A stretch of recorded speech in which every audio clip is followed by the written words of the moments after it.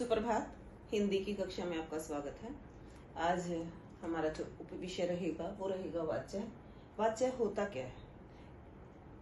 क्रिया के जिस रूप से हमें यह पता चले कि उसका संबंध कर्ता से है, कर्म से है या भाव से है।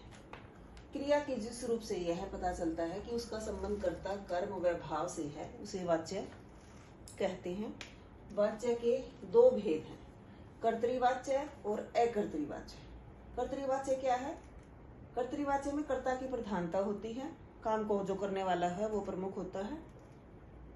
क्रिया के लिंग, वचन, पुरुष कर्ता के अनुसार होते हैं। जैसे राजीव पुस्तक पढ़ता है, तो राजीव क्या है? पुल्लिंग है तो पढ़ता है। एक वचन है तो पढ़ता है। अगर बहुत सारे यहाँ होते वे पुस्तक पढ़ते हैं तो बहुवचन में आ जाता पढ़ते हैं।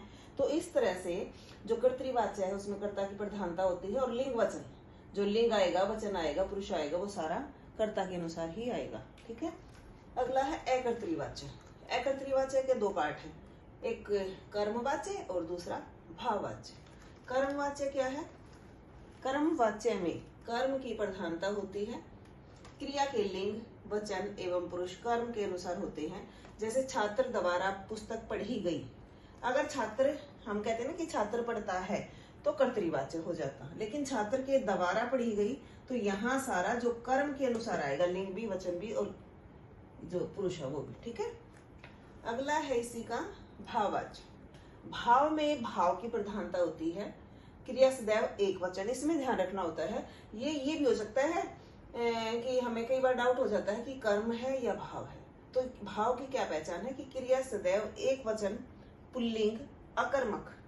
अकर्मक का मतलब, अकर्मक क्रियाएं वो क्रियाएं होती हैं जिसका इफेक्ट किसी दूसरे के ऊपर ना आकर केवल कर्ता के ऊपर रहता है, वहां अकर्मक क्रिया होती है। वह अन्य पुरुष। अन्य पुरुष कौन सा है? जैसे सर्वनाम है, पुरुषवाचक सर्वनाम में उत्तम पुरुष, मध्यम पुरुष और अन्य पुरुष। जो उत्तम पुरुष होता है वो बोलने वाला, मध्यम पुरुष सुनने वाला, और जिसके बारे में हम बात करते हैं वो अन्य पुरुष होता है। तो यहाँ क्रिया सदैव अन्य पुरुषों में रहती है। दर्द के कारण उससे जो शब्द है वो अन्य है, चला नहीं जाता। तो ये था हमारा वाच्य। धन्यवाद।